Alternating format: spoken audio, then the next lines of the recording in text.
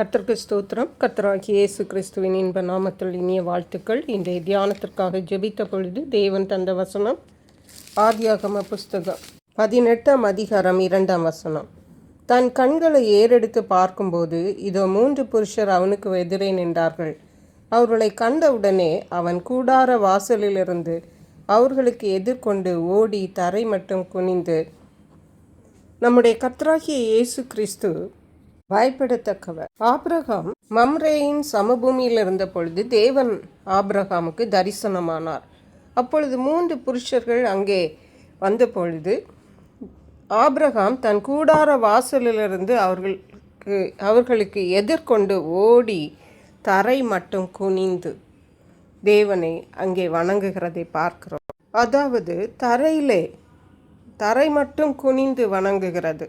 அவ்வளவு தன்னை தாழ்த்தி தேவனுடைய சமூகத்திலே ஒன்றுமில்லை என்று தாழ்த்தி வணங்கினதை பார்க்கிறோம். ஆபிரகாம் எவ்வளவோ பெரிய ஒரு தேவ மனிதர், விசுவாசிகளின் தகப்பன். அவர் தேவனுக்கு முன்பாக எவ்வளவு பயபக்தியோடு கர்த்தரை தொழுது கொண்டார் என்று பார்க்கிறோம். நம்முடைய வாழ்க்கையிலே நாம் தேவனை தொழுது கொள்ளும் பொழுது நம்மை நாமே தாழ்த்தி ஜெபிக்கிறோமா?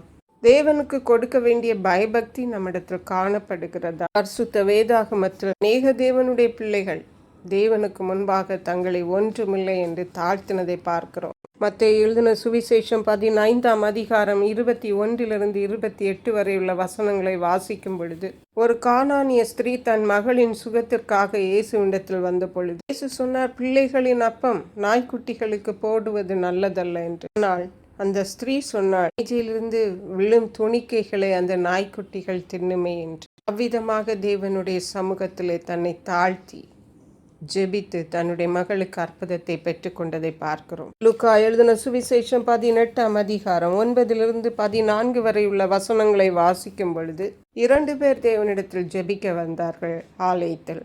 பரிசேயன் மற்றும் இன்னொருவர் ஆயக்காரன். பரிசேயன், நான் ஆண்டவருக்காக உபவாசிக்கிறேன், காணிக்கை கொடுக்கிறேன், தான தர்மம் பண்ணுகிறேன், இப்படியாக அடுக்கி கொண்டே தன்னுடைய கிரியைகளை சொல்லி தேவனுடைய சமூகத்தில் என்னை பெருமையாக நினைத்ததை பேசினதை பார்க்கிறோம்.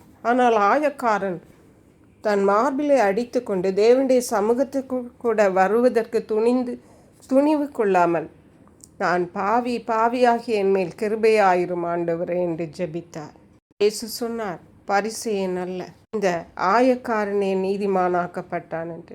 இந்த ஆயக்காரனை தான் தேவன் நேசித்தார். இந்த ஆயக்காரனுடைய ஜெபத்தை தான் தேவன் கேட்டுக்கொண்டார். ஹல்லேலூயா. பிரியமான தேவனுடைய பிள்ளைகளை, 1 பேதுரு 5ஆம் அதிகாரம் 5ஆம் வசனத்தில் சொல்லப்பட்டது போல, ஆழ்மையுள்ளவர்களுக்கு கிருபை அளிக்கிற தேவன் நம்முடைய தேவன். தேவனுடைய சமூகத்தில் நாம் பணிந்து குனிந்து முழங்காற்படியிட்டு அவரை வணங்குவோம், வாழ்த்துவோம், ஸ்தோத்திரிப்போம். அவருடைய சமூகத்தில் நாம் தாழ்த்துவோம். ஒன்றுமில்லை. நாம் இந்த 2026ஆம் ஆண்டில் நாம் இன்றைக்கு இந்த ஜீவனுள்ள தேசத்தில் நாம் இருக்கிறோம் என்றால் அது தேவனுடைய சுத்த கிருபை அல்லாமல் வேறொன்றுமில்லை. கர்த்தர் இந்த வார்த்தைகளை ஆசீர்வதிப்பாராக. ஜெபிப்போம். எங்களை கிருபையை நேசித்து பாதுகாத்து வழி நடத்துகிற எங்கள் அன்பின் தகப்பனை, ஆசீர்வதிக்கப்பட்ட இந்த நல்ல நாளுக்காக நன்றி. இந்த நாளில் கர்த்தர் ஆழ்மையை விரும்புகிற தேவன் என்று எங்களோடு பேசியிருக்கீங்கப்பா. இந்த ஆபிரகாம் தரை மட்டும் குனிந்து கர்த்தரை வாழ்த்தினதை தொழுது கொண்டதை பார்க்கிறோம்.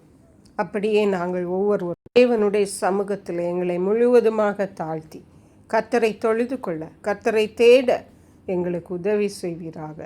கர்த்தருடைய கிருபைகளை சம்பாதித்து கொள்ள உதவி செய்ய. நன்றி பரிசுத்த ஆவியானவரே. துதி கன மகிமை உமக்கே செலுத்துகிறோம். மீட்பர் இரட்சகருமாகிய இயேசு கிறிஸ்துவின் இன்ப நாமத்தில் ஜெபிக்கிறோம் எங்கள் அன்புள்ள பரமபிதாவே. Amen. God bless you. Yesu கிறிஸ்துவின் சுவிசேஷம் ஒவ்வொருவரையும் சென்றடையும்படியாக இந்த செய்தியை உங்கள் நண்பர்களுக்கு அனுப்பி வைக்குமாறு தாழ்மையுடன் கேட்டுக்கொள்ளுகிறேன். கர்த்தர் தாமே உங்கள் அனைவரையும் அபரிதமாய் ஆசீர்வதிப்பாராக.